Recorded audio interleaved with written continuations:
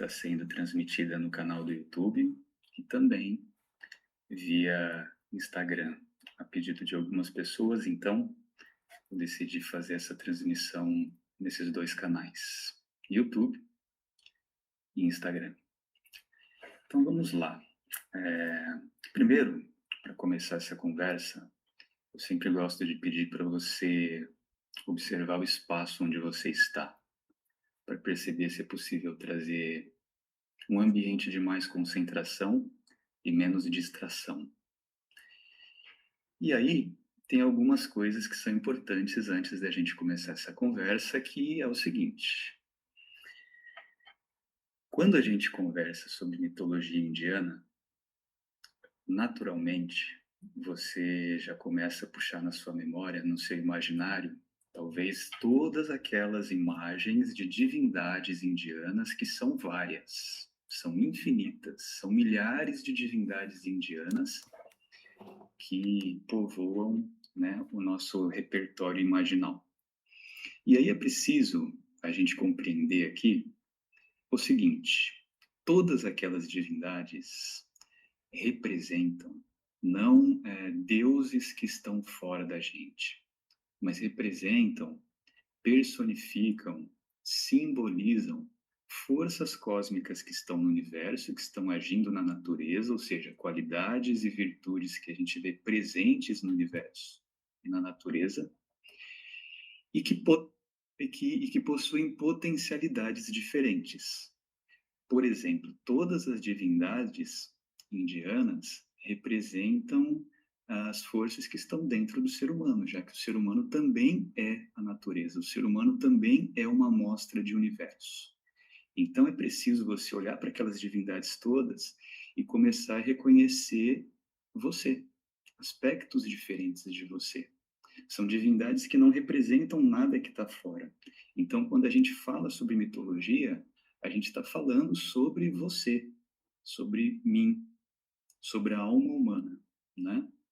E isso acontece não apenas com a mitologia indiana, mas com qualquer mitologia, mitologia grega, mitologia romana, mitologia celta, egípcia, africana, são todos símbolos, personificações para representar qualidades e virtudes da natureza, o que inclui o ser humano, tá bom?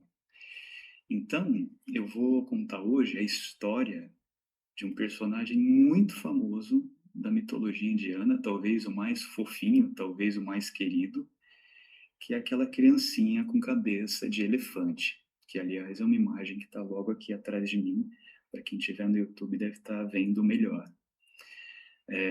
Ganesha. Quem que é Ganesha?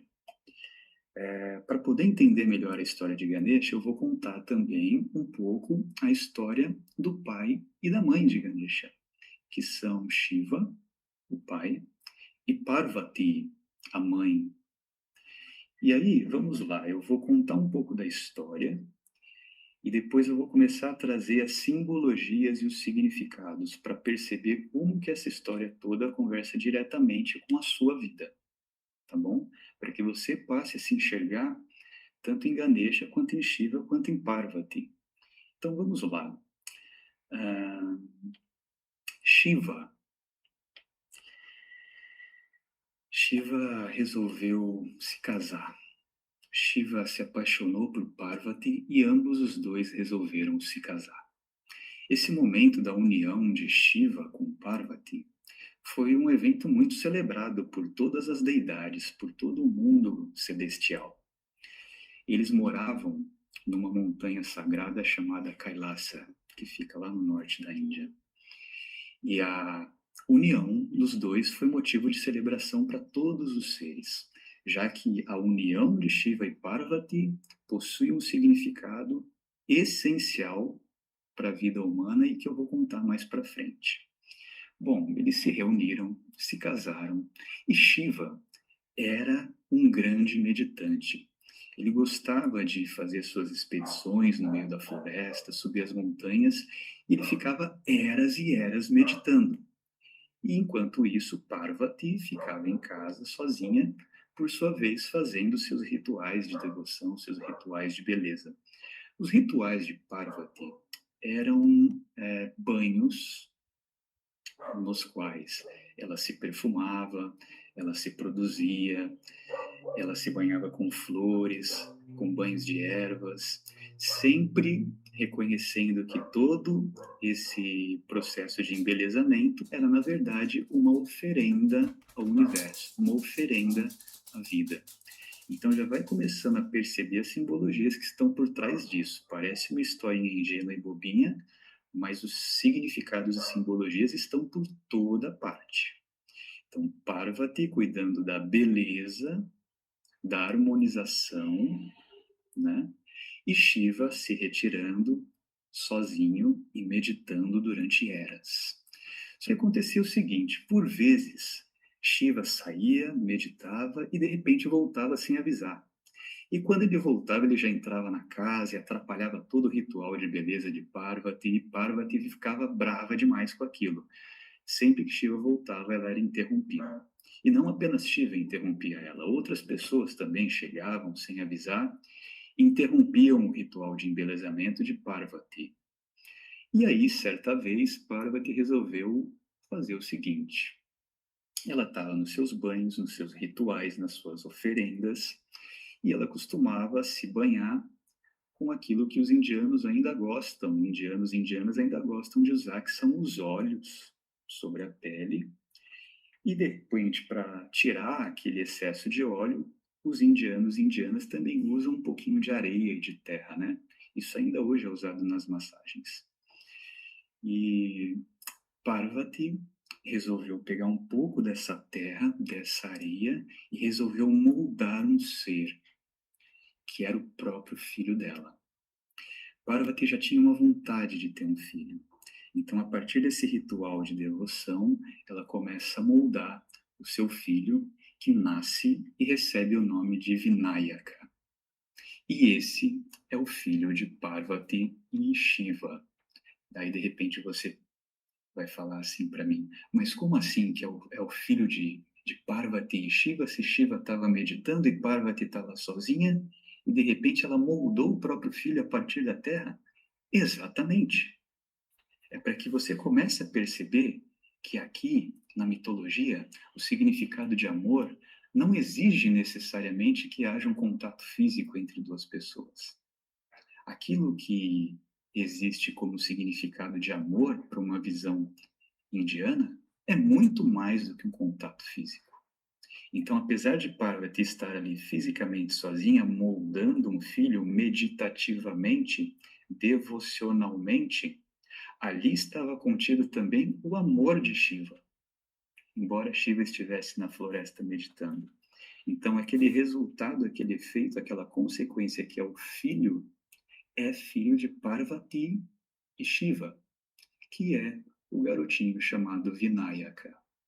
Sim, exatamente. Ele não tem o nome de Ganesha. No início da história, o nome de Ganesha é Vinayaka. E aí Parvati resolve fazer o seguinte: filho, Vinayaka, faz o seguinte, você será o guardião dessa casa. E você vai ficar na porta da casa para evitar com que qualquer pessoa entre aqui. Você será o cuidador, o guardião, para que eu me sinta protegida dentro da minha própria casa. Qualquer pessoa que chegar será proibida de entrar. E toma aqui esse bastão para que seja o seu instrumento de proteção. E Vinayaka, que vai passar a ser Ganesha, ficou ali na frente da casa protegendo Parvati, protegendo a mãe, a grande mãe, protegendo a morada, protegendo a casa. Só que de repente o que acontece? Algum tempo depois, Shiva, terminada a sua meditação, Shiva retorna para casa. E quando Shiva chega na sua morada, encontra na frente da casa um molequinho petulante que não deixa ele entrar na própria casa. E Shiva fala: quem é você? Sai da frente, deixa eu entrar na minha própria casa. Eu estou voltando aqui, estou de volta, eu quero encontrar a minha mulher, eu quero descansar. E Vinayaka, firme na frente da casa, diz: não, aqui você não entra, aqui ninguém entra. Eu estou aqui protegendo essa casa, protegendo é, essa morada para que nada aconteça de desarmônico aqui. Não, mas eu sou Shiva. Essa minha casa não vai entrar. E Vinayaka permanece firme ali. Inclusive pega o bastão e bate na cabeça de Shiva. Tamanha ousadia, tamanha coragem, tamanha firmeza, né? E aí Shiva fala, tudo bem, então eu vou reunir todo o meu exército, todas as demais deidades celestiais, e todo esse exército de Shiva vai fazer com que você saia da frente dessa casa para que eu possa entrar. E Vinayaka diz, manda, manda o exército todo, traz o seu exército aí, vamos ver se eles vão dar conta. E aí o exército vem, várias deidades começam a tentar tirar Vinayaka da porta de entrada da casa, e Vinayaka vai combatendo todos eles, com uma firmeza e uma força incrível para um garotinho, né? E as deidades falam, Shiva, não tem jeito, o menino é bom demais, o menino é bom, a gente vai ter que fazer alguma coisa, alguma estratégia para tentar tirar ele dali, né? E aí Shiva finalmente invoca a presença de uma outra deidade, uma divindade poderosíssima que é Vishnu.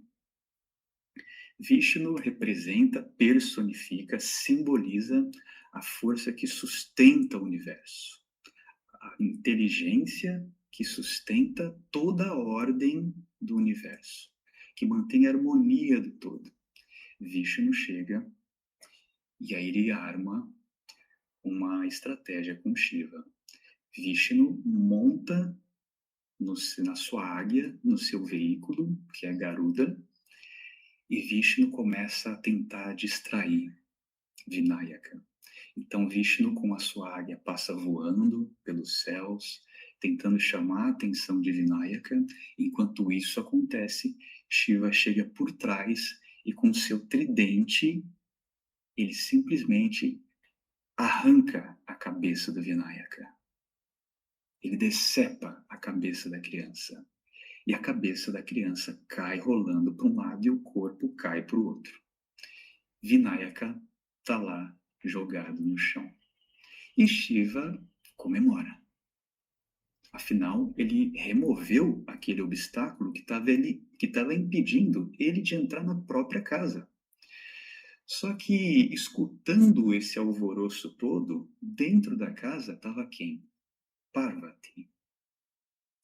Parvati escuta aquele alvoroço todo, aquela briga toda, aquele combate todo, e ela sai de casa e de repente ela dá de cara com o filho dela morto no chão.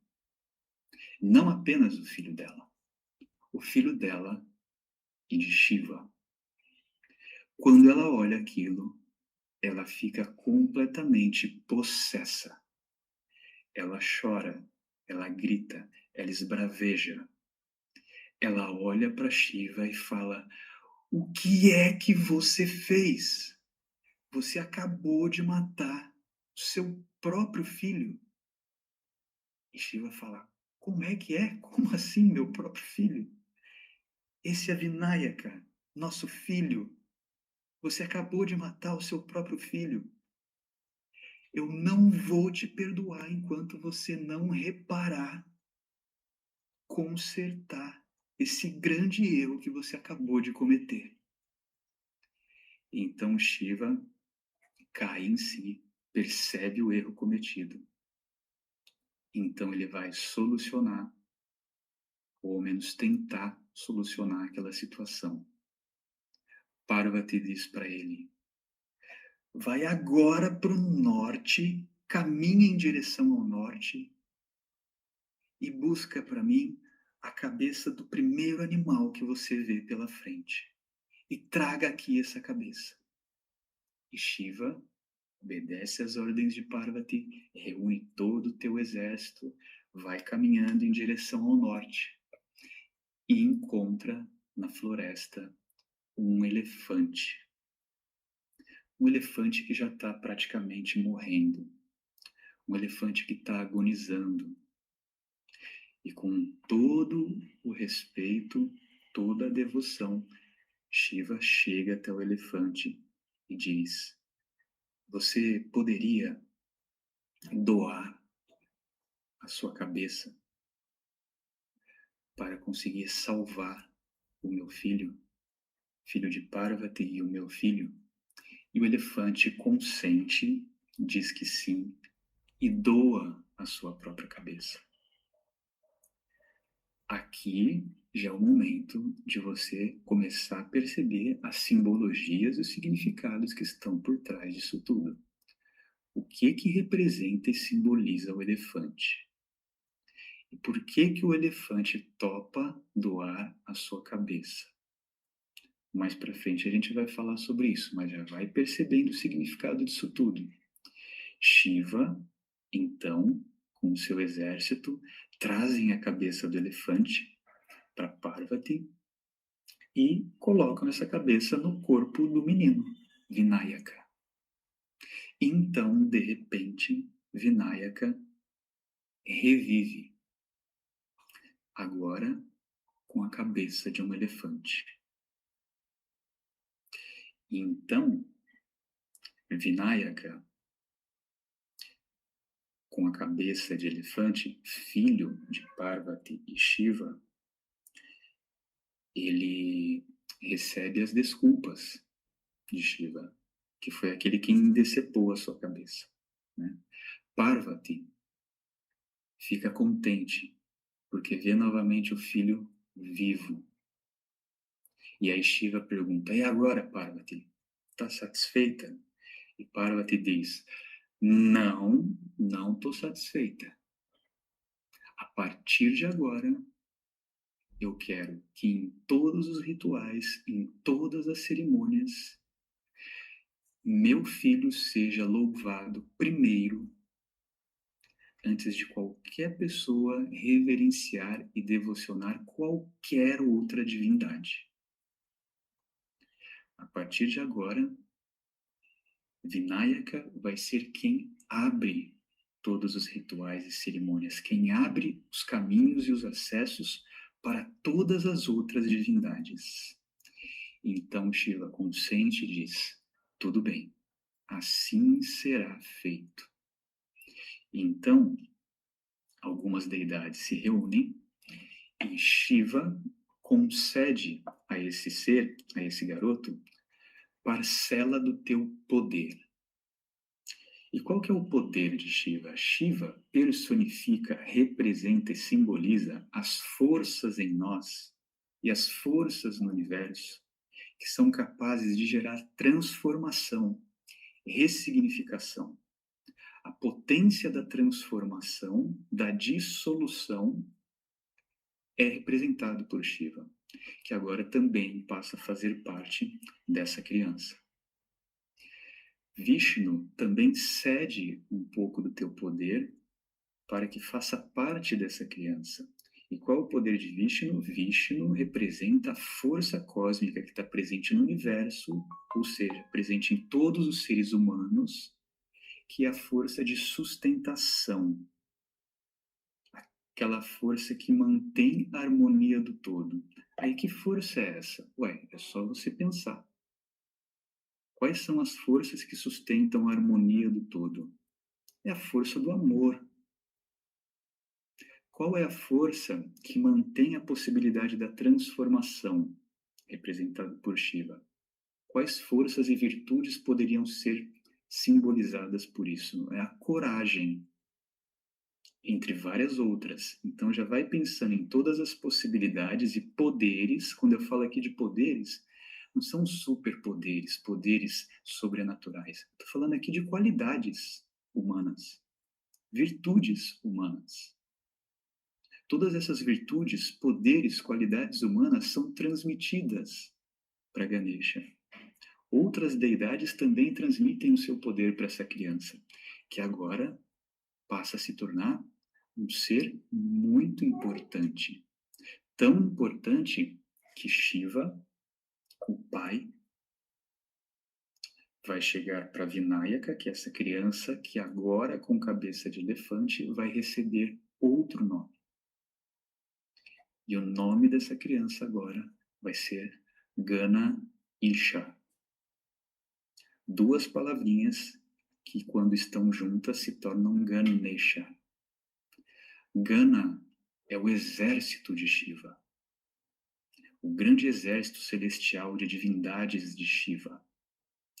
Isha significa Senhor. Então, Ganesha significa o quê? O Senhor de Gana, o Senhor do exército de Shiva, aquele que comanda o exército de Shiva, aquele que abre os caminhos, aquele que remove todos os obstáculos e aquele com o qual é preciso a gente tomar contato antes de acessar qualquer outra divindade. Afinal, Gana Isha, Ganesha, é o Senhor do exército celestial de Shiva. E aí então, quando isso acontece, finalmente, Shiva pode voltar para sua casa. Ele pode entrar em casa de volta. Ele pode se reunir, se reconectar com Parvati. E essa é a história de Ganesha. Só que agora a gente vai começar a desvendar aqui quais são os significados e simbologias disso tudo e que tem a ver com a sua vida, com a minha vida e a vida de qualquer ser humano. Olha só, presta atenção agora para não perder.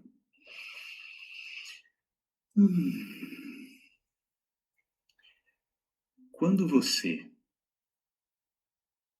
observa o universo, quando você olha para a natureza, você começa a perceber, por exemplo, quando você faz uma caminhada na floresta, você começa a perceber, uau, quanta variedade de formas, de plantas, de flores, quantas texturas diferentes, cores diferentes, quantos seres diferentes, animais diferentes, quantos seres humanos diferentes, quanta variedade de formas. Uau! Quem que gerou tudo isso? Onde é que estava tamanha criatividade para gerar tanta diversidade de formas assim?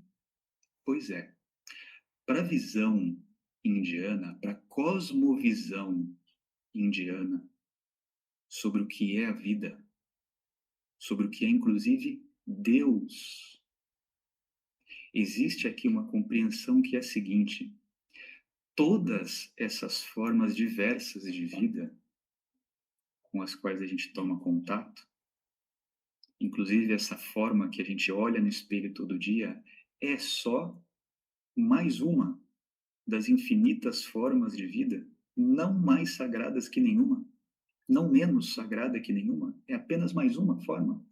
Todas essas formas que a gente vê aqui materializadas surgem a partir de uma inteligência, a partir de uma consciência cósmica que passa a gerar o mundo das formas, manifestar o mundo das formas.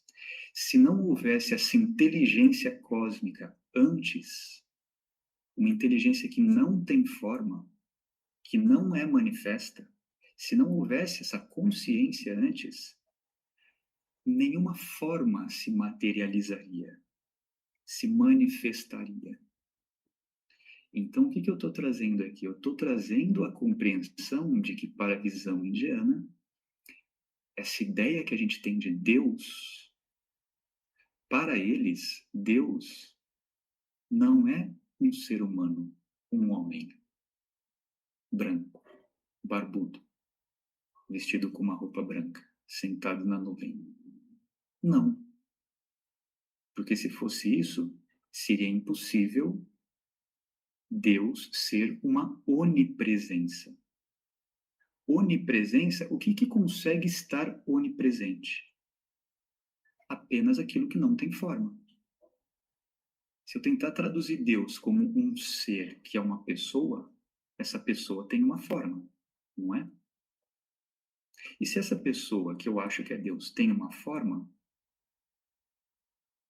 ela é limitada. Ela não é uma onipresença. O que é uma onipresença? onipresença é aquilo que está presente em tudo, em todos os lugares. Isso é uma onipresença. Então, para os indianos, Deus é algo sem forma. Não é algo humano. É uma inteligência. É uma consciência cósmica. Autogeradora. Autorreguladora. Autorregenerativa. Uma inteligência que tudo gera. E essa inteligência sem forma recebe desde milênios antes de Cristo um símbolo, um arquétipo, que é o arquétipo do Pai. Ou seja, Pai é uma metáfora para quê? Para representar a inteligência cósmica. Esse algo sem forma. Essa onipresença, essa onisciência, essa onipotência. Pai. É por isso que em alguns versos bíblicos Jesus fala: o Pai e eu somos um, né? Não é porque tem um pai, o pai dele que está lá em cima e ele que está aqui. O que significa o Pai e eu somos um? Eu, aqui, materializado, enquanto uma pessoa, eu sou, antes de ser uma pessoa, o quê? Essa consciência divina, essa inteligência cósmica universal. Eu e o Pai somos um. Por outro lado, existe uma outra metáfora, um arquétipo, um símbolo muito importante também, que é o seguinte: essa inteligência cósmica, essa consciência única e universal que tudo gera, ou seja, Deus, vai ganhar uma potência de manifestação.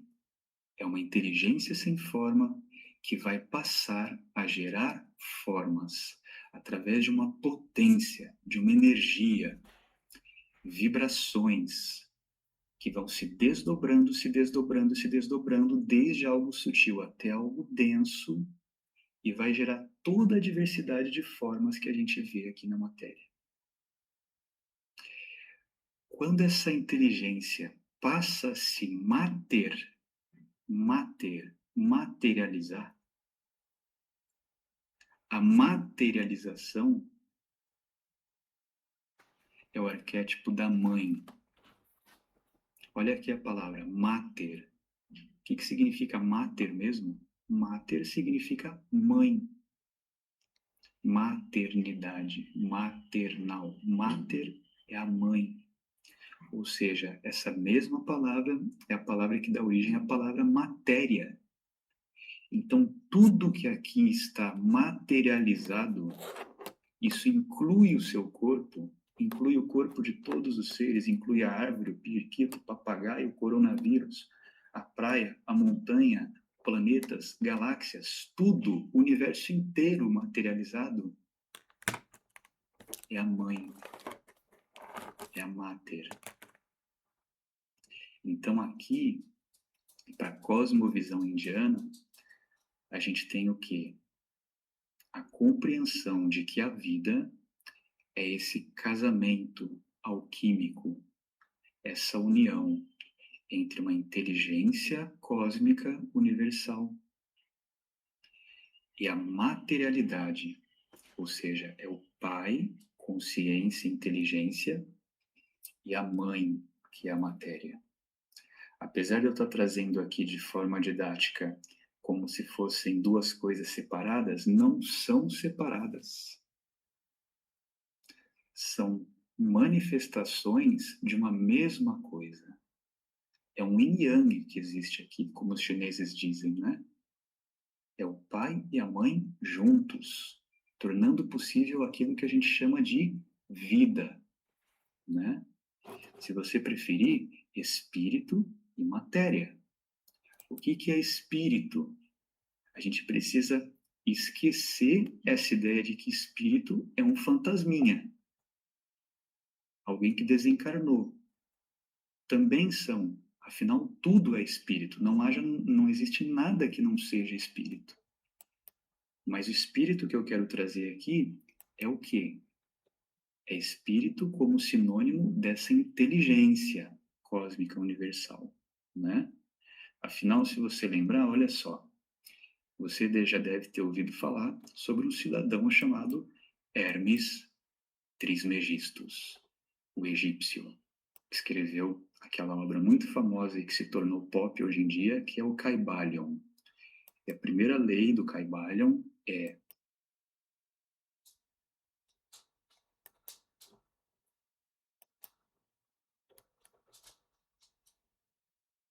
o universo é mental. O que Hermes Trismegisto quer dizer com isso? O universo é mental? Sim. Todo o universo que está manifesto surge como uma projeção de uma inteligência, de uma consciência cósmica universal, de uma mente cósmica universal. Só que na obra original do Kybalion, a lei não é exatamente essa. O universo é mental, o todo é mental. O que está escrito ali no lugar de mental é, sabe o quê? O todo é espírito. Por quê? Porque espírito é esse sopro invisível, é essa inteligência que tudo gera. Então, quando estamos aqui falando de pai e mãe, estamos falando de espírito, inteligência universal, pai, e mãe, a mater, a materialidade, o universo, a natureza, a mãe natureza. E qual a importância disso? Talvez aqui você já tenha percebido que eu estou falando do quê? Shiva e Parvati. O que é que significa isso de repente, na tua casa, existir um obstáculo onde Shiva não consegue entrar? O que significa isso?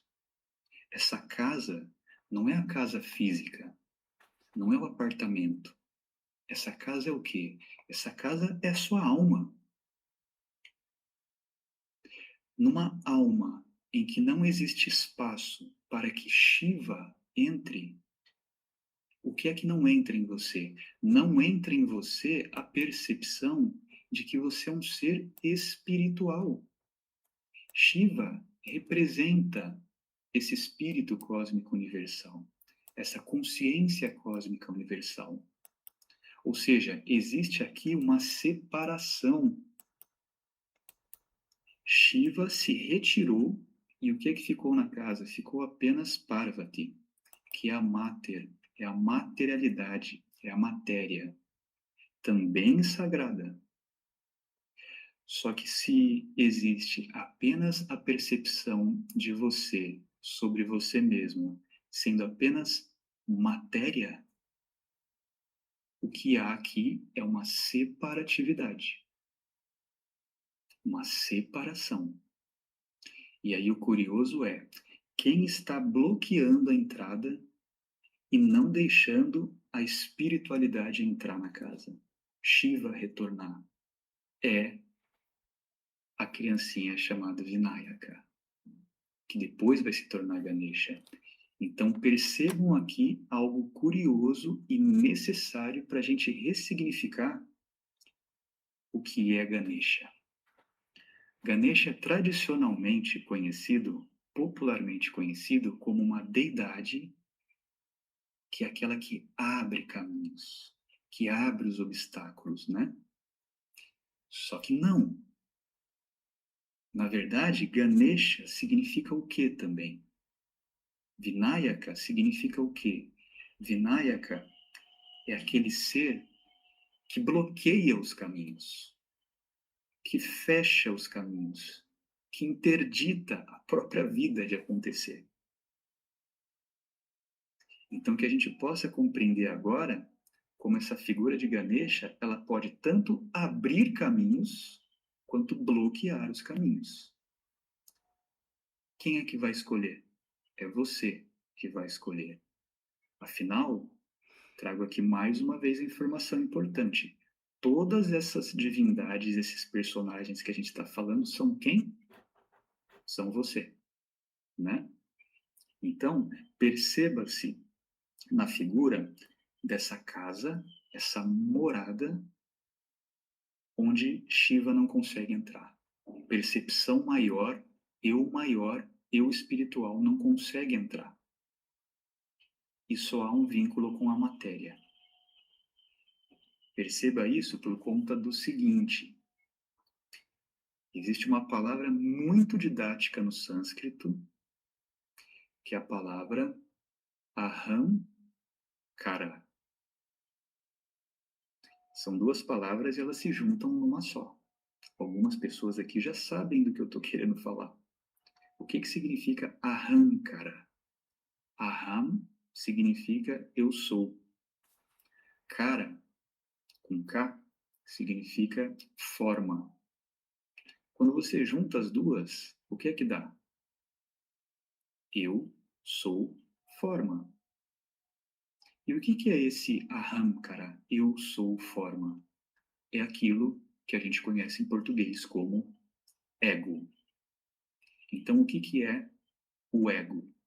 O ego é apenas uma percepção iludida que você tem sobre você mesma de que você é apenas forma. Eu sou forma, Ahamkara. E o que é em você que existe que é forma?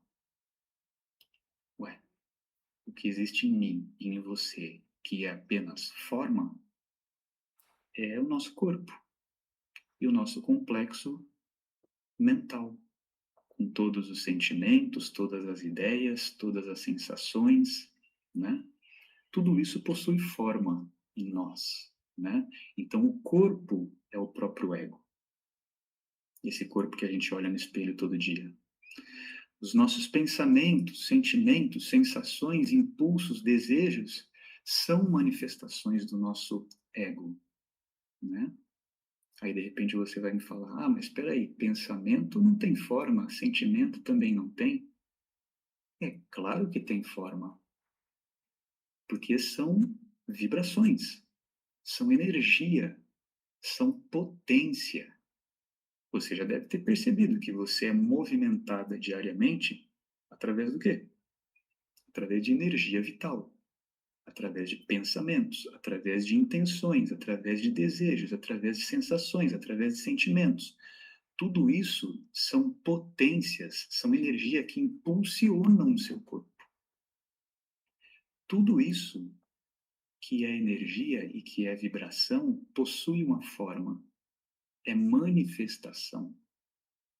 Tudo isso que é manifestação aqui na matéria é o nosso ego, né? Então, o que é que significa eu ter uma casa onde Shiva não entra e apenas está Parvati?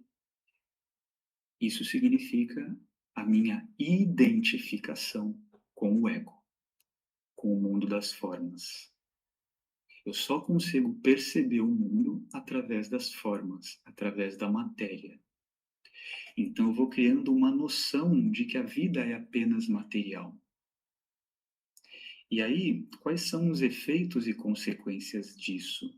Os efeitos podem ser vários, porque se eu percebo tudo sendo apenas como matéria, e acontece um esvaziamento espiritual dentro de mim, primeira coisa que vai acontecer é o quê? Eu vou me confundir, vou ter uma confusão mental e vou esquecer da minha essência espiritual, aquela essência cósmica, eterna, infinita, plena, abundante. Eu esqueço disso. E eu vou focar apenas na minha persona. Persona aqui é sinônimo de pessoa. É daí que surge a palavra pessoa. Essa ideia limitada que eu tenho sobre mim mesmo, achando que eu sou apenas uma pessoa, apenas o ego, vai me causar uma limitação incrível. Por quê?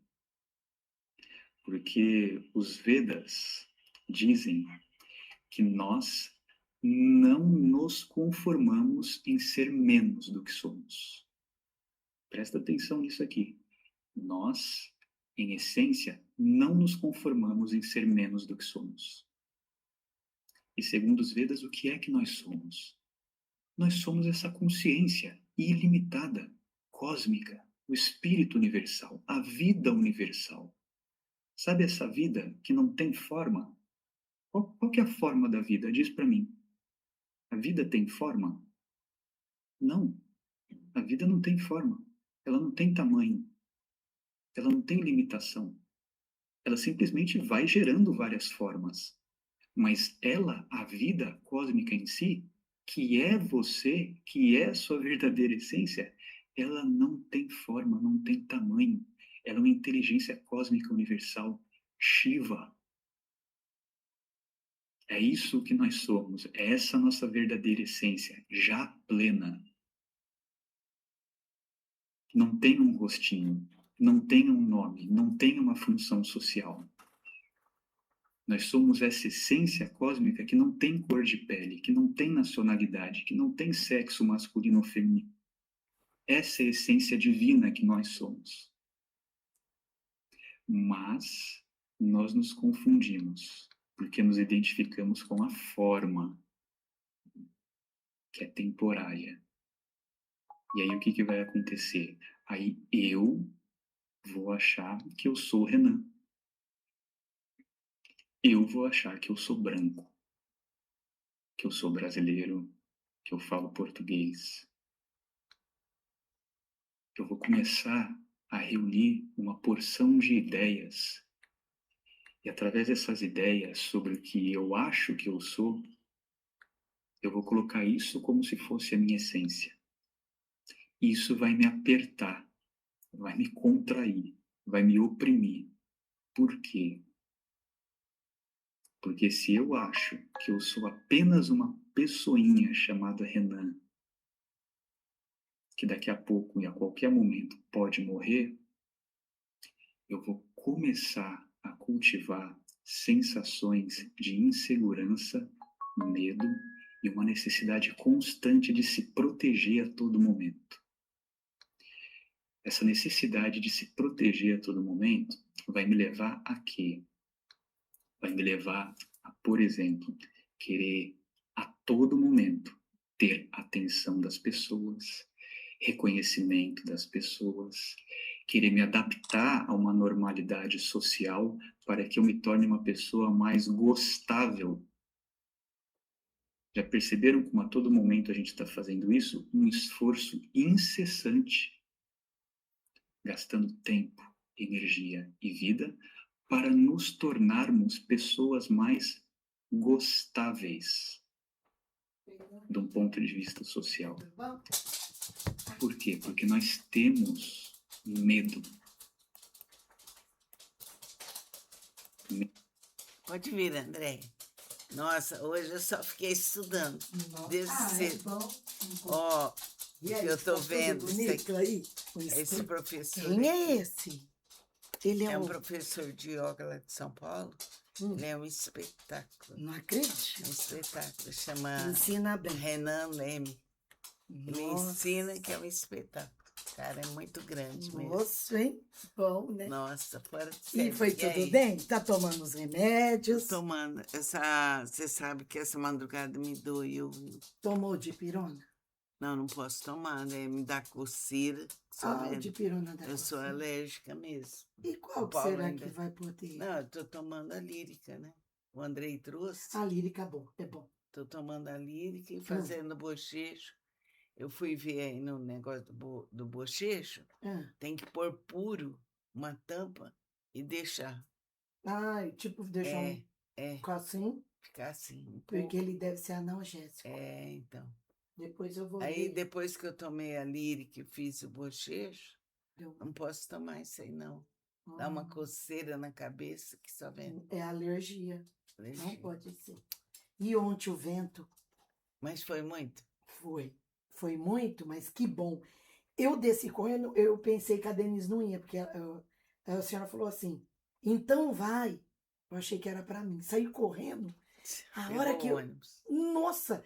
Ele veio de lá, aí eu atravessei o canteiro, fiz assim para ele parou e falou, ué, mas a senhora estava do outro lado da rua? O ponto é aqui. Eu falei, não, moço, eu corri, é que eu desci correndo, o senhor não me viu, desculpa. Aí ele entra aí logo. A hora que eu Tava cheguei... muito vento? Então, as árvores que já tombou... Eu cancelei as aulas ontem. Tava assim, não, as internet estava voando os fios. É. Tava meio... Aí, as árvores que tá tombando e a prefeitura não pegou, tem umas que tava assim, tombou tudo. Aí ela acabou de tombar. Nossa. Eu não sei de onde tá vindo esses ventos. Ai, que esquisito. Eu tô achando tão medonho. A gente tem que tomar um cuidado. E a Gabriela, eu tô aqui com a cachorrinha e tá falando no jornal que o vento tá começando. Pelo amor de Deus, toma cuidado na hora que a senhora descer, me fala. Porque os ventos, as árvores. Eu falei, não, na hora que eu desço na rodoviária, é tudo coberto, já entro no ônibus. A hora que eu chegar em casa, eu desço na esquina, igual aqui, e vim correndo. Aí eu entrei correndo, fechei a porta da Gabriela. Tá ventando tudo as coisas, o que tá acontecendo? Falei, eu não sei. De novo, né? Eu não sei o que é isso. Mas não durou muito, né? Não durou muito, não. Não ficou a noite toda, não. Ele durou mais ou menos até umas 9h30, mais ou menos. Depois acessou. 1h30 já tá bom. Eu não sei quantas a velocidade foi ontem. Falou que ia vir com força. Que coisa, hein? Viu, André? Tem fubá, não tem? Tem. Quer uma Faz polentinha? uma polenta. Tem alguma coisa para... Põe sardinha com molho de tomate em cima. Ah, vai ser gostoso. Vai ficar gostoso. É uma polenta bem quente. É. Né? Vai ser bom. Melhor. E a Denise, alguém ligou? Ela ligou. Ligou? Ela falou que vai dia 5 lá. No médico. Mas é no cirurgia? Vai lá para conversar. É para acertar. Mas que ela tá bem. E que hoje ela vem mais tarde, porque eles vão numa reunião de amigos da Fátima. Medo do quê? Todos eles, né? É. Mas tá bom, né? De não sermos reconhecidos. Fazer uma polentinha. De não satisfazer as pessoas. E esse medo surge a partir do quê? Dessa ilusão, dessa confusão mental de que eu sou um ser incompleto, inadequado. E se eu sou incompleto, inadequado, limitado, eu preciso de várias formas conseguir preencher esse buraco que eu sinto, que é o quê? Eu buscar a proteção, tanto material quanto emocional, em contextos, em situações, em pessoas, em coisas, né? E tudo isso vem dessa confusão mental. Uma vida exageradamente identificada com o ego, que não consegue perceber que, para além da forma, além do ego, além da pessoa, você já é a potencialidade pura. Aquilo que os indianos chamam do quê? Sat Chit Ananda. Satitananda. Você já é consciência, você já é a eternidade, a existência eterna, e você já é a plenitude, a alegria, a felicidade abundante. Só que por causa de uma confusão, você não consegue nem ver tudo isso, nem perceber tudo isso que tu és, porque a atenção está totalmente vinculada com a persona, com o personagem, com aquilo que eu preciso passar para a sociedade, para que a sociedade tente gostar de mim, e para que assim eu tente ser feliz. Então, aqui, essa ideia de Shiva não voltar para casa, porque tem ali um guardião que não deixa Shiva entrar, esse guardião que está ali na porta representa o quê? A nossa própria ignorância. Então, olha aí, como Ganesha pode ser aquele que abre caminhos, mas aquele que bloqueia, ou seja, a nossa própria ignorância. É a nossa própria ignorância que é capaz do quê? De nutrir em nós o medo, a insegurança, a carência, as síndromes de inferioridade, síndromes de superioridade também, né? Por quê? Porque a gente não consegue se deixar tocar por uma consciência maior. A gente não consegue dissolver o egocentrismo para se perceber sendo algo para além do ego. E o que não deixa isso? Aquele guardiãozinho que está na porta ali não deixa a Shiva entrar. Está bloqueando todos os meus caminhos. E aí, quando isso acontece, o que vai surgir na vida aqui da matéria? Vão surgir os obstáculos. Obstáculos gerados por quem? Por você mesma. Assim como os meus obstáculos são gerados por quem? Por mim mesmo. Então, olha aqui uma outra percepção. De que quando a gente coloca, por exemplo, uma imagem como essa que está aqui atrás de mim, de Ganesha, não é porque eu estou devocionando e louvando Ganesha que é um ser que está fora de mim. Não. Ganesha não é um ser que está fora de você e que de repente vai vir e te salvar. Por quê? Porque, mais uma vez, Ganesha é uma das várias deidades que simbolizam, representam forças, virtudes que estão presentes em você. Olhe para Ganesha e veja você. Ele pode se manifestar naquela forma de Vinayaka, que é quem não deixa a visão espiritual da existência acessar você, e aí você continua manifestando uma vida apenas identificada com matéria e forma. E se você está identificado com matéria e forma, essa é uma vida cujo ego está no centro, ou seja, uma vida egocêntrica, né? Cheio de medo, de insegurança, né? De sombras, de complexos, né? Complexos inclusive familiares, né? Que a gente vai projetando nas próximas pessoas com quem a gente convive. Vários obstáculos vão surgir aqui se a gente não deixa uma visão espiritual brotar na gente, que é essa chegada de Shiva tentando voltar para casa. A todo momento, Shiva está querendo entrar na sua morada, na sua casa, né? A todo momento. E aí, o que pode acontecer aqui? O que significa Shiva quando vem com o seu tridente e arranca a cabeça de Vinayaka? Isso significa o quê? Primeiro, vamos lá, antes de Shiva decepar a cabeça de Vinayaka, o que aconteceu? Falei para vocês, Shiva mandou o seu exército. As várias deidades tentaram remover Vinayaka do caminho, aquele bloqueio, aquele obstáculo, e não conseguiram. O que significa isso? Várias virtudes, várias qualidades em você, tentando a todo momento remover a sua ignorância, para deixar uma visão maior entrar. E todas essas qualidades, potências em você, que são o exército de Shiva, não conseguiram remover a ignorância. E segundo a visão do yoga, qual é a maior ignorância do ser humano? É ignorar a sua própria essência. Ou seja, não deixar Shiva entrar. Essa ignorância humana de não reconhecer a sua própria natureza como uma natureza espiritual e viver apenas uma vida egocêntrica, essa é a maior ignorância humana, porque é ela que gera todas as formas de maldade e violência no universo. no nível pessoal, social e global.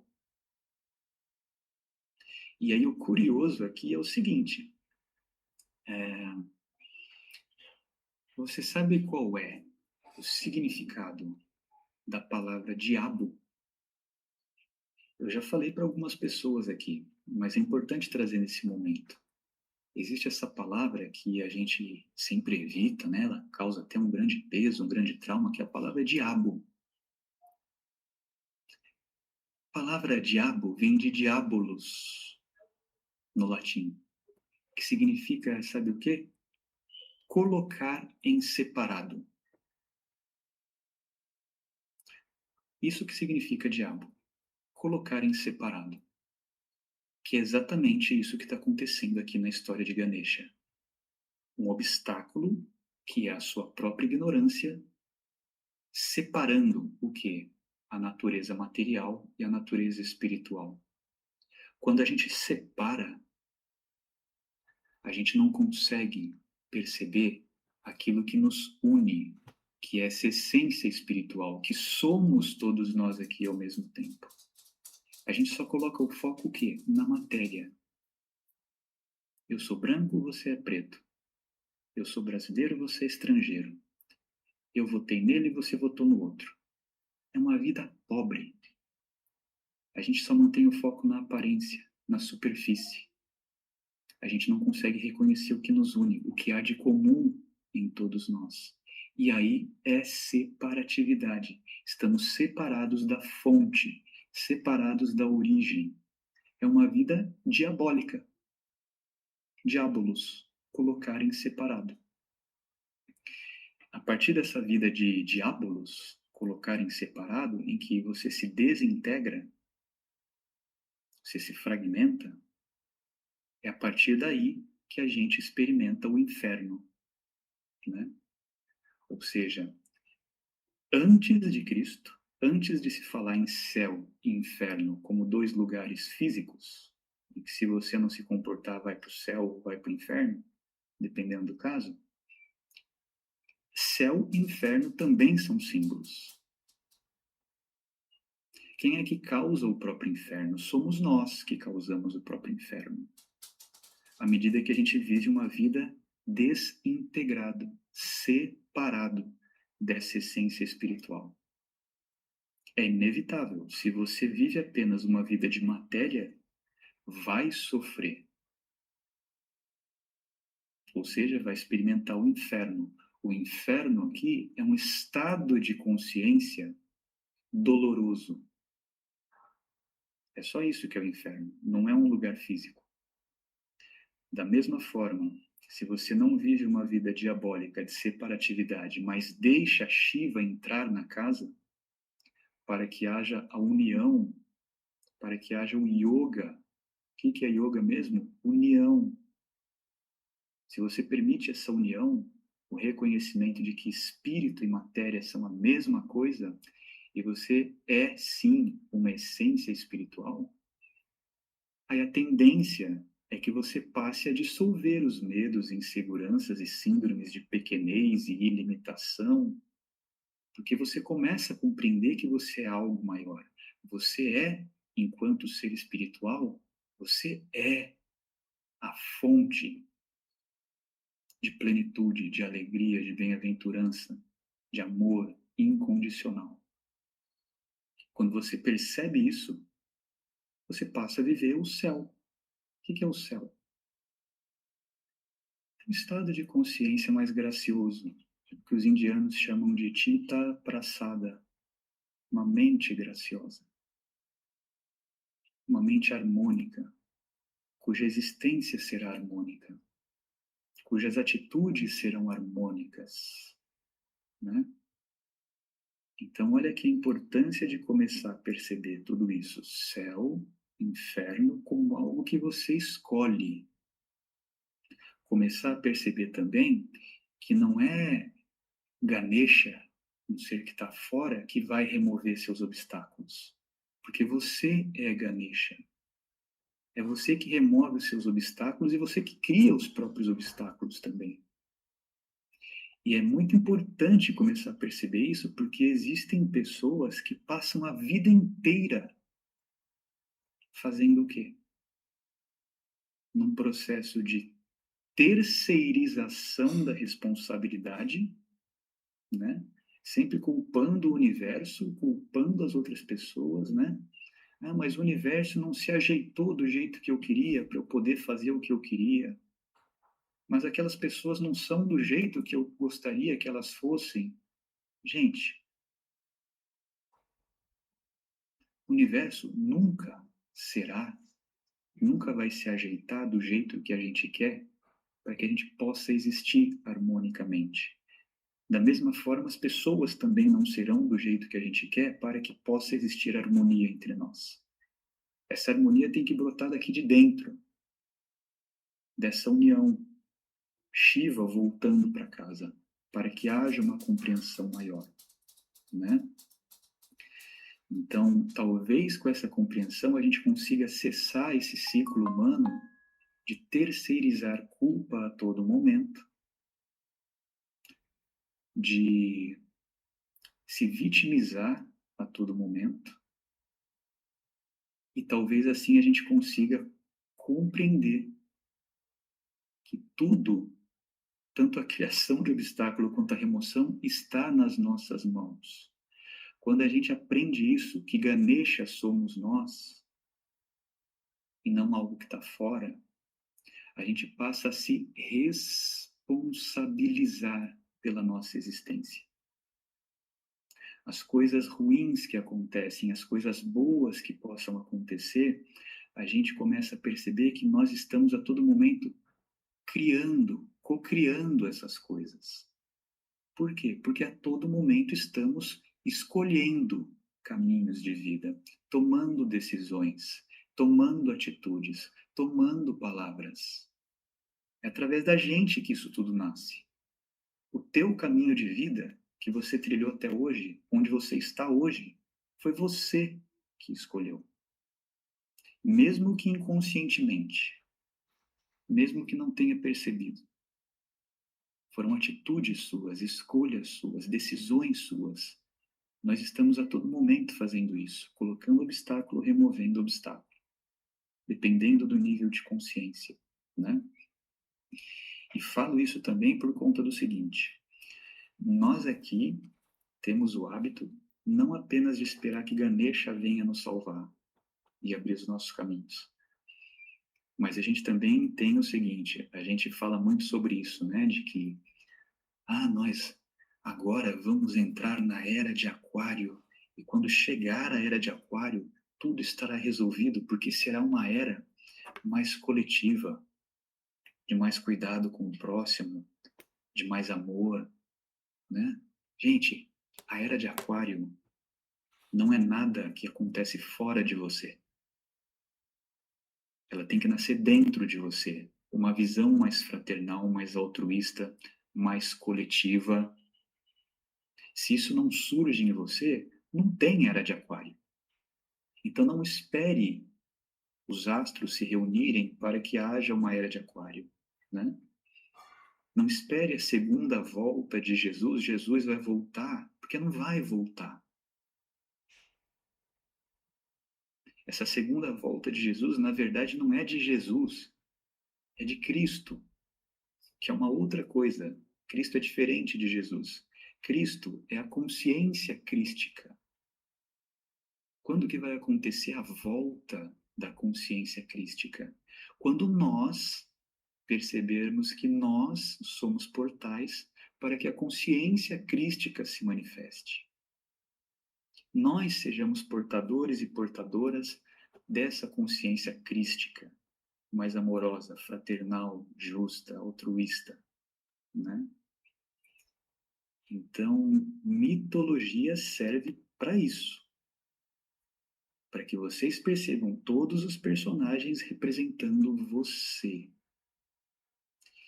Então, Shiva, quando decepa a cabeça de Vinayaka, ele está decepando o quê? A ignorância. Aquele Vinayaka que está bloqueando o caminho é a nossa ignorância. que é o quê? Removida por Shiva. Shiva é conhecido como aquele que remove a ignorância, para que possa haver a integração, né? E aí eu me lembro aqui de uma frase do Jung, psicanalista, quando ele fala que tudo a que a gente resiste persiste. O que ele quer dizer aí com isso? Tudo a que a gente resiste, tudo a que a gente evita, que a gente foge, que a gente tem medo, que a gente não quer olhar e não quer resolver em nós, todas essas sombras para as quais a gente não quer olhar, se a gente não olha, não dialoga, não acolhe, elas continuarão existindo em nós. E vão se projetar para gerações futuras, inclusive. E o que são essas sombras para as quais a gente não quer olhar? São todos os obstáculos gerados por nós mesmos, a partir dessa visão limitada e egóica de nós mesmos, né? Então, vai percebendo todas as simbologias e todos os significados aqui. Quando é colocado a cabeça de elefante em Vinayaka, e agora então ele passa a se chamar Ganesha, por quê? Por que é o elefante o animal? Porque o elefante é um símbolo também. Quando você olha para um elefante, o que ele simboliza? Quais são as virtudes e qualidades que um elefante simboliza? Elefante é símbolo de força, né? Força. Elefante é, ao mesmo tempo, um símbolo de sensibilidade. Vocês devem saber que elefante é um dos animais mais sensíveis que existem. Inclusive, algumas linhagens espirituais, kardecistas, dizem que o elefante é aquele que está no limiar ali, né, da evolução, para numa próxima encarnação se tornar um humano.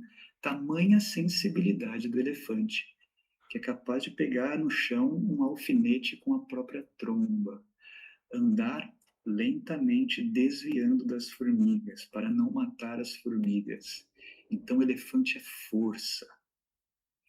Elefante é sensibilidade, ou seja, valores morais, éticos, cuidado com o próximo, né? E elefante também é o símbolo de inteligência. Elefante tem um cabeção. Elefante, a gente costuma dizer, né? Ah, aquela pessoa tem uma memória de elefante. Sim, porque elefante também é o símbolo da inteligência. Então, esse animal, ele reúne em si próprio o quê? 3 qualidades que, na verdade, são a tríade que a gente precisa e necessita desenvolver nesse planeta para que haja a sustentação da harmonia do todo, que é o quê? Inteligência, sensibilidade, amor e ação, força, firmeza. Exatamente por isso que a cabeça colocada em Vinayaka é a cabeça de um elefante. Porque agora, manifestando as virtudes da inteligência, do amor e da força, agora sim nós somos capazes de remover a ignorância. Com essas virtudes, nós somos capazes de manifestar aqui na matéria uma existência mais nobre, que consiga perceber a integração de espírito e matéria, que consiga perceber que, na verdade, a matéria é uma manifestação do espírito. E exatamente por isso, o meu propósito de vida aqui nunca será material. Existe um propósito espiritual te esperando para acontecer, para que você reconheça e manifeste isso. A matéria é apenas o suporte, é apenas a base onde tudo isso acontece. É apenas o palco. O teu corpo é o palco. Não sei se você já percebeu isso. O meu corpo é um palco, né? Onde o espetáculo do espírito, onde o espetáculo da vida divina acontece, se apresenta, né? Mas qual espetáculo será apresentado nesse palco que é o seu corpo? É você que escolhe. É você que escolhe. Você que opta por permanecer bloqueando o caminho da visão espiritual, não deixando ela entrar na tua casa e assim gerando muitos obstáculos para você mesma e para o próximo, colecionando variedades de sofrimentos e aflições para você e talvez transbordando isso para o próximo. E é você mesma que também vai escolher remover esse obstáculo e manifestar o quê? Inteligência, amor e ação, força, assim como representa Ganesha, né? Então percebam a importância de tudo isso e como é importante a gente sim olhar para os obstáculos que nos assolam, que nos limitam. Por quê? Porque eu vou trazer aqui uma metáfora para concluir a nossa conversa, que é uma metáfora que eu já trouxe para várias outras pessoas aqui, mas vale porque cabe aqui na história de Ganesha. É você, de repente, começar a fazer uma caminhadinha. Faz uma caminhadinha daqui a pouco aí. Quando a aula acabar, pega esse feriadão e vai dar uma caminhada. Talvez você consiga perceber o óbvio. Como vai ser mais fácil você caminhar? Se você encher a tua mochila de peso e sair para essa caminhada, ou se de repente você levar apenas o que é essencial e descartar tudo o que é supérfluo. Como vai ser mais fácil fazer essa caminhada? Obviamente, você não vai conseguir caminhar bem levando peso, levando coisas pesadas. E vai ser necessário e inevitável, se você quiser caminhar, vai ser necessário que você renuncie e se desfaça do que é supérfluo, para levar apenas o que é essencial. Só que esse exemplo meio ingênuo que eu estou trazendo, de caminhada, na verdade você nem precisa sair para caminhar daqui a pouco, porque você já deve começar a perceber que essa caminhada já está acontecendo desde que você nasceu. Antes de aplicar o Né? raciocínio a contextos... A própria vida na matéria é uma caminhada. E às vezes nessa vida da matéria, que é uma caminhada, a gente opta por levar tanto peso, carregar tanto peso até hoje, que a gente naturaliza, normatiza e nem percebe mais. Então, dá uma paradinha. Para um pouco. Olha, observa. Observa o quê? Observa todo o peso, os destroços que vêm sendo carregados até hoje e que são obstáculos. Quais destroços? Principalmente aqueles que são emocionais e mentais, que são os que pesam mais, né? Os obstáculos que mais nos pesam são esses, mentais e emocionais. Dá uma olhada para isso. Percebe se tem necessidade de continuar carregando tanto peso. E que tal deixar Ganesha agir em você e remover esses obstáculos?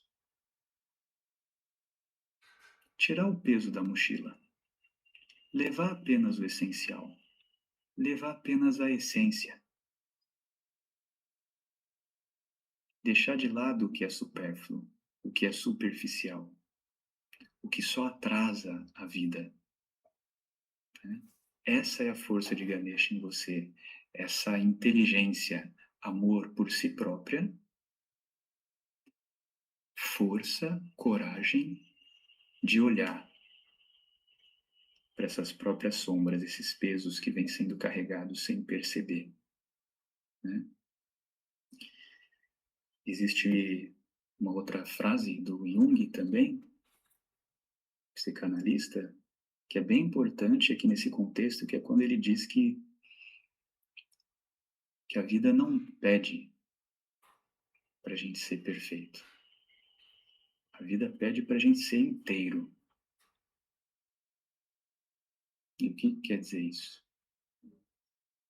Não precisa se preocupar em ser perfeito tentando negar ou fingir que não existem esses obstáculos internos em você. De preguiça, de medo, de insegurança, de carência, de vaidade, de inveja, entre tantos outros, né? Não precisa negar isso e fingir que não existe. A vida não te pede para ser perfeita. Aliás, a vida se tornará muito mais leve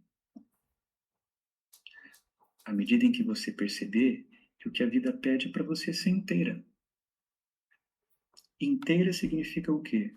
Significa integrar, inclusive, esses pesos, essas sombras, que são as virtudes inferiores que a gente não quer olhar e cuidar. E integrar isso nessa sua inteireza, na inteireza do seu ser, não significa se conformar com elas. Significa olhar para elas, para que então elas possam ser transmutadas, para que então elas possam ser superadas, para que então elas possam ser obstáculos que sim são removidos a partir do entendimento desses obstáculos, né? A gente não consegue superar nada à medida que a gente nega. A gente consegue superar esses obstáculos internos à medida que a gente reconhece e integra. Então tá aqui, por exemplo, esse poder de Ganesha. Exige coragem, exige força, exige amor, exige discernimento e inteligência para isso, né? Para que a vida esteja mais livre em você, mais leve em você. E para que a partir disso, o meio externo se torne mais leve também. Por que eu estou falando no meio externo? Porque, mais uma vez, nós temos o hábito de culpabilizar tudo e todos, né? Inclusive a sociedade, né? Que é uma entidade abstrata que, na verdade, é o resultado do quê? De todos nós aqui juntos.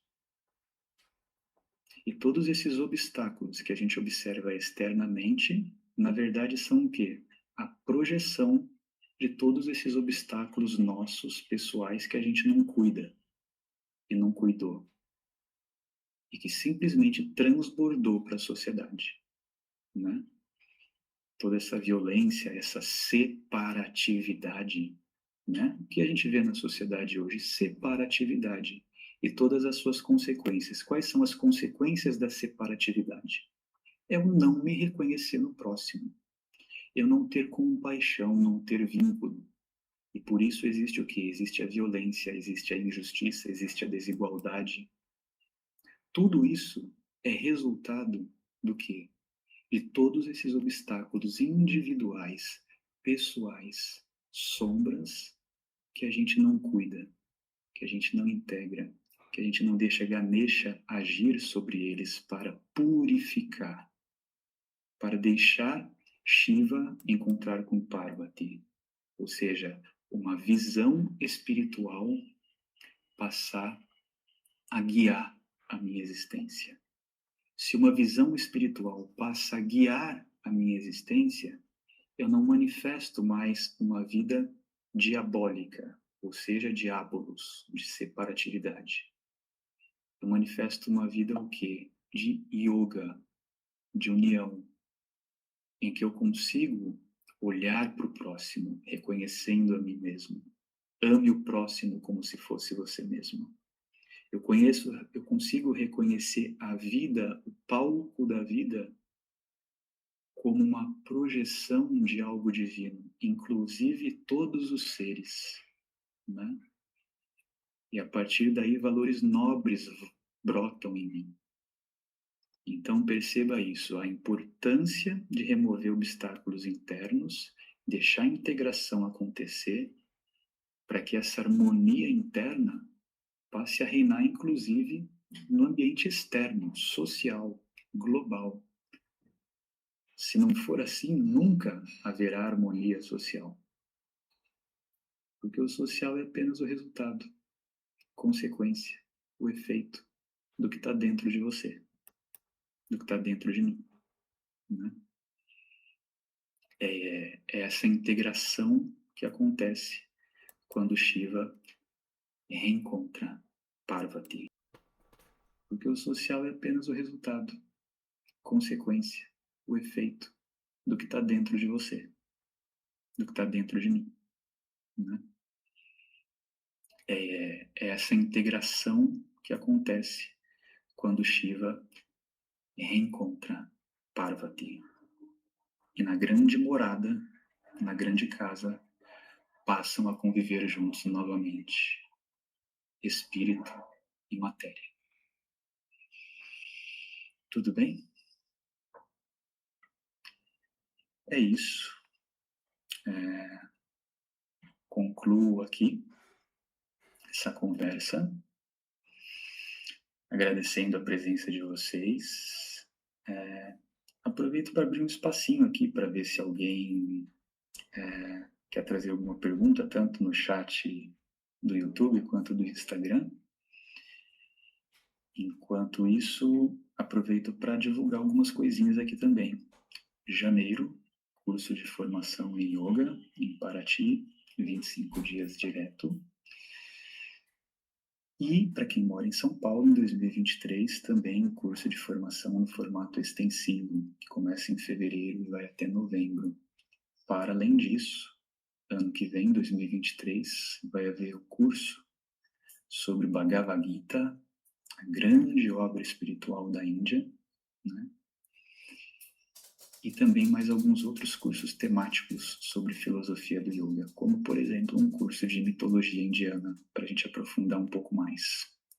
Por enquanto só falei de Ganesha, mas talvez em algum curso de mitologia eu comece a falar mais sobre os demais personagens, os demais símbolos da mitologia indiana. Tudo bem? Então, agradeço o pessoal do Instagram, agradeço o pessoal do YouTube. Fiquem em paz, fiquem bem. Namastê e até breve. Tchau, tchau. Está sendo transmitida no canal do YouTube e também via Instagram, a pedido de algumas pessoas. Então, eu decidi fazer essa transmissão nesses dois canais, YouTube e Instagram. Então, vamos lá. Primeiro, para começar essa conversa, eu sempre gosto de pedir para você observar o espaço onde você está, para perceber se é possível trazer um ambiente de mais concentração e menos distração.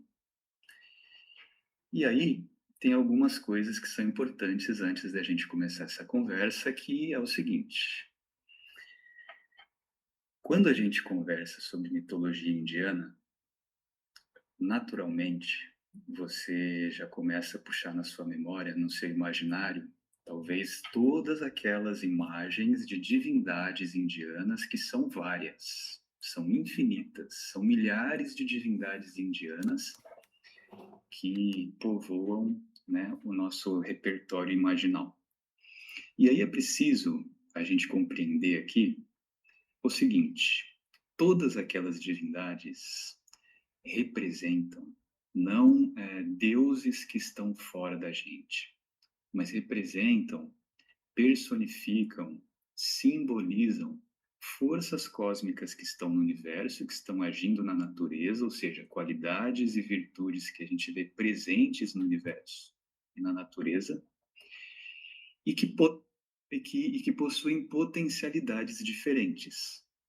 Por exemplo, todas as divindades indianas representam as forças que estão dentro do ser humano, já que o ser humano também é a natureza, o ser humano também é uma amostra de universo. Então é preciso você olhar para aquelas divindades todas e começar a reconhecer você, aspectos diferentes de você. São divindades que não representam nada que está fora. Então, quando a gente fala sobre mitologia, a gente está falando sobre você, sobre mim, sobre a alma humana, né? E isso acontece não apenas com a mitologia indiana, mas com qualquer mitologia, mitologia grega, mitologia romana, mitologia celta, egípcia, africana, são todos símbolos, personificações para representar qualidades e virtudes da natureza, o que inclui o ser humano, tá bom? Então, eu vou contar hoje a história de um personagem muito famoso da mitologia indiana, talvez o mais fofinho, talvez o mais querido, que é aquela criancinha com cabeça de elefante, que aliás é uma imagem que está logo aqui atrás de mim, para quem estiver no YouTube deve estar vendo melhor. Ganesha. Quem que é Ganesha? Para poder entender melhor a história de Ganesha, eu vou contar também um pouco a história do pai e da mãe de Ganesha, que são Shiva, o pai, e Parvati, a mãe. E aí, vamos lá, eu vou contar um pouco da história e depois eu vou começar a trazer as simbologias e os significados para perceber como que essa história toda conversa diretamente com a sua vida, tá bom? Para que você passe a se enxergar tanto em Ganesha, quanto em Shiva, quanto em Parvati. Então vamos lá. Shiva. Shiva resolveu se casar. Shiva se apaixonou por Parvati e ambos os dois resolveram se casar. Esse momento da união de Shiva com Parvati foi um evento muito celebrado por todas as deidades, por todo o mundo celestial. Eles moravam numa montanha sagrada chamada Kailasa, que fica lá no norte da Índia. E a união dos dois foi motivo de celebração para todos os seres, já que a união de Shiva e Parvati possui um significado essencial para a vida humana e que eu vou contar mais para frente. Bom, eles se reuniram, se casaram, e Shiva era um grande meditante. Ele gostava de fazer suas expedições no meio da floresta, subir as montanhas, e ele ficava eras e eras meditando. E enquanto isso, Parvati ficava em casa sozinha, por sua vez fazendo seus rituais de devoção, seus rituais de beleza.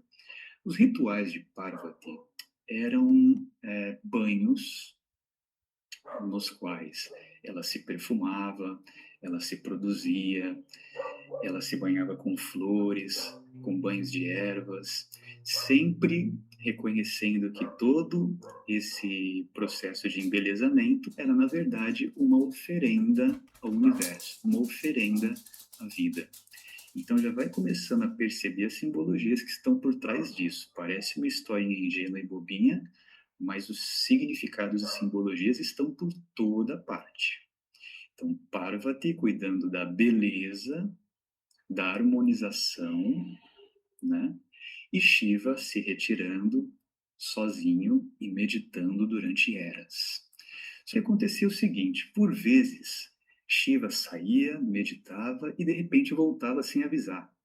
E quando ele voltava, ele já entrava na casa e atrapalhava todo o ritual de beleza de Parvati, e Parvati ficava brava demais com aquilo. Sempre que Shiva voltava, ela era interrompida. E não apenas Shiva interrompia ela, outras pessoas também chegavam sem avisar, interrompiam o ritual de embelezamento de Parvati.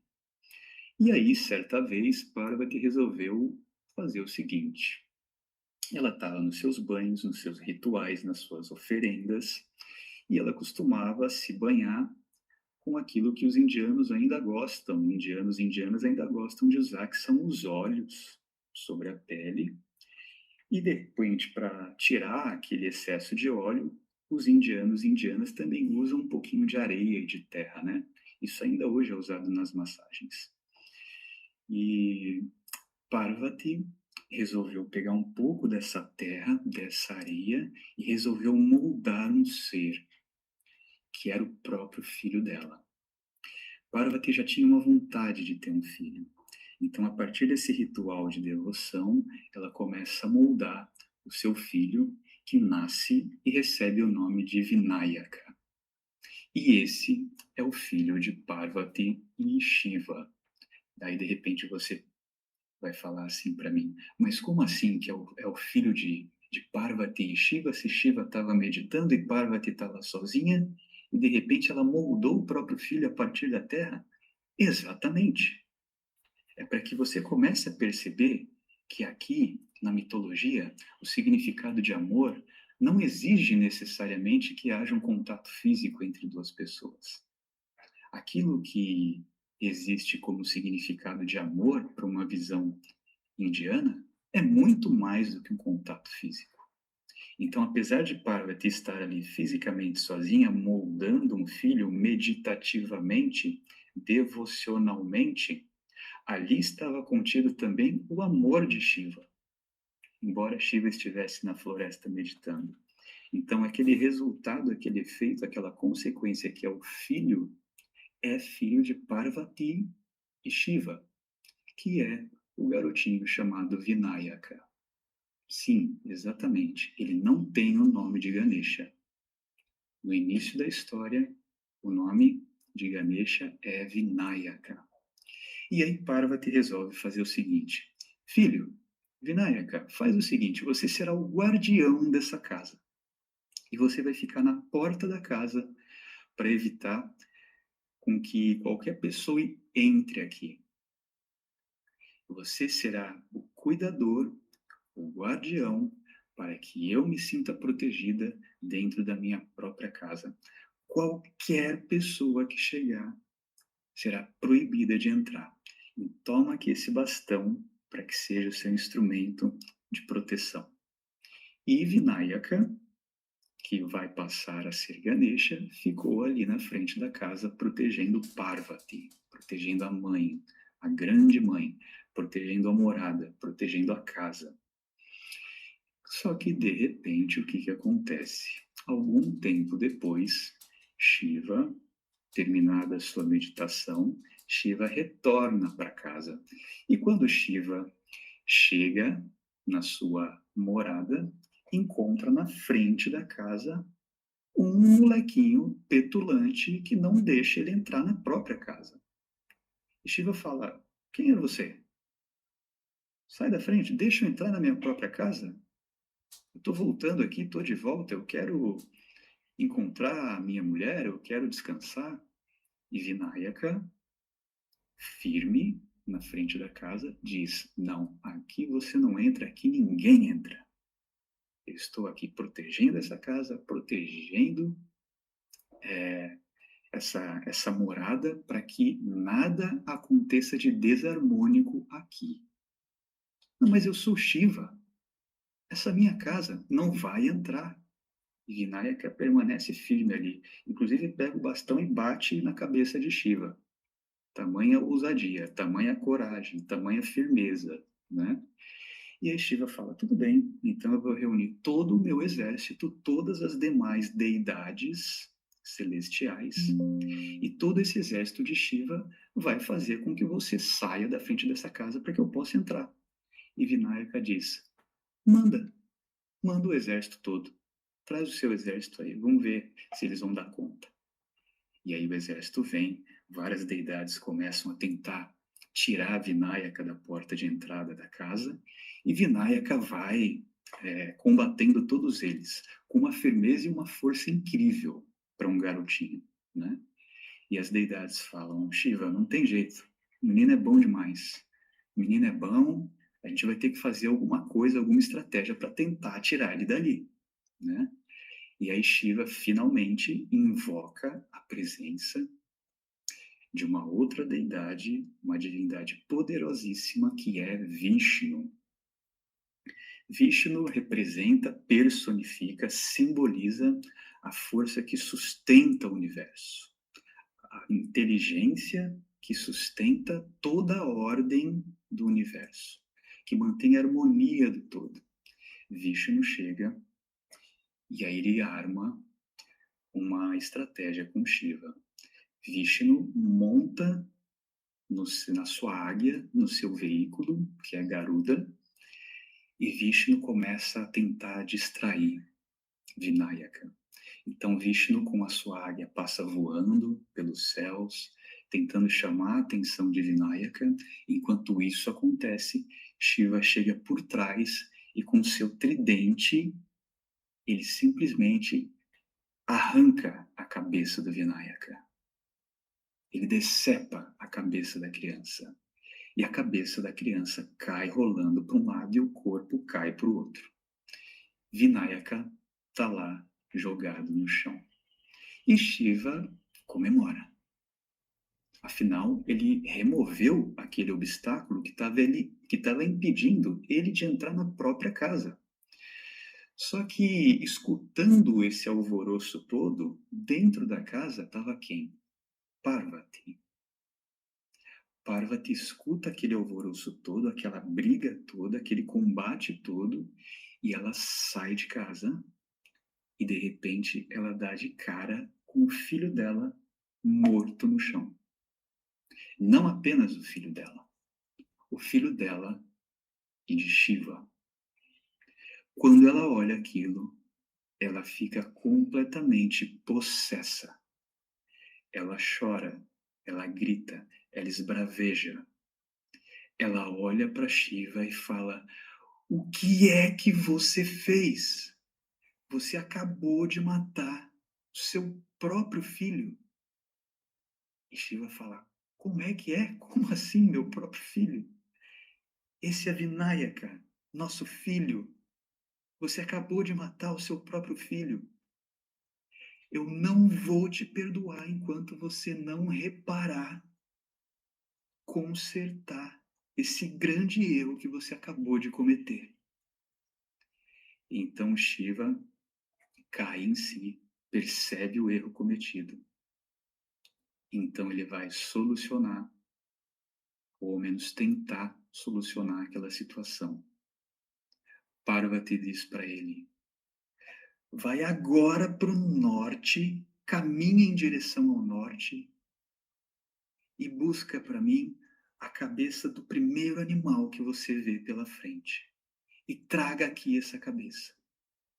E Shiva obedece às ordens de Parvati, reúne todo o teu exército, vai caminhando em direção ao norte e encontra na floresta um elefante. Um elefante que já está praticamente morrendo.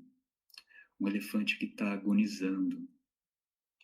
E com todo o respeito, toda a devoção, Shiva chega até o elefante e diz: "Você poderia doar a sua cabeça para conseguir salvar o meu filho, filho de Parvati e o meu filho?" E o elefante consente, diz que sim, e doa a sua própria cabeça. Aqui já é o momento de você começar a perceber as simbologias e os significados que estão por trás disso tudo. O que representa e simboliza o elefante? E por que o elefante topa doar a sua cabeça? Mais para frente a gente vai falar sobre isso, mas já vai percebendo o significado disso tudo.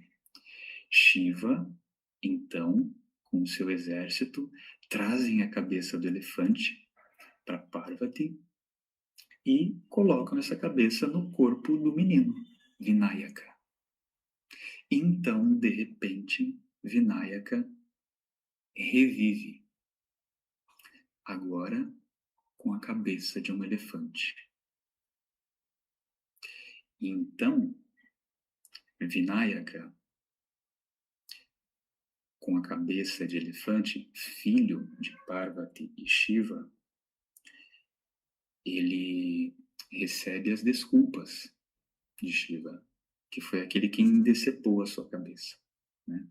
Parvati fica contente, porque vê novamente o filho vivo.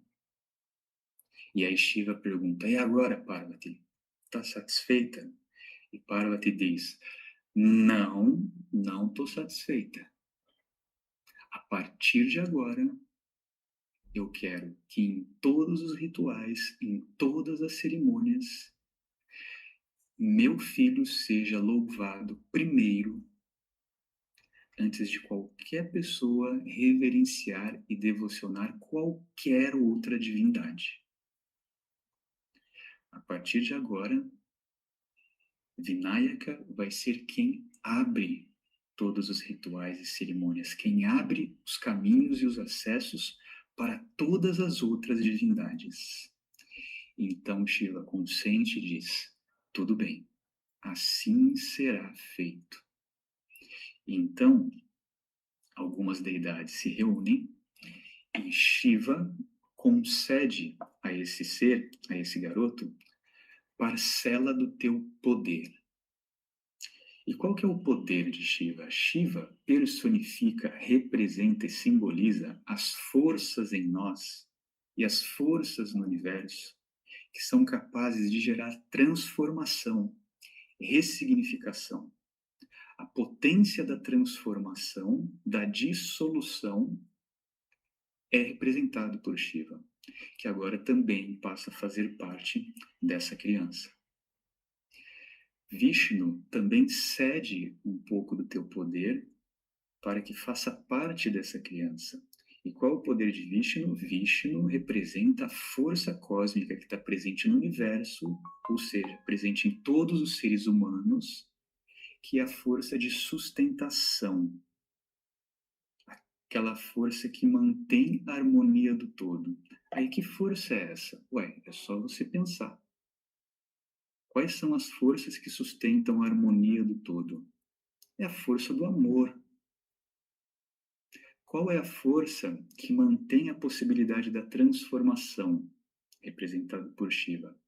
Quais forças e virtudes poderiam ser simbolizadas por isso? É a coragem, entre várias outras. Então já vai pensando em todas as possibilidades e poderes. Quando eu falo aqui de poderes, não são superpoderes, poderes sobrenaturais. Estou falando aqui de qualidades humanas, virtudes humanas.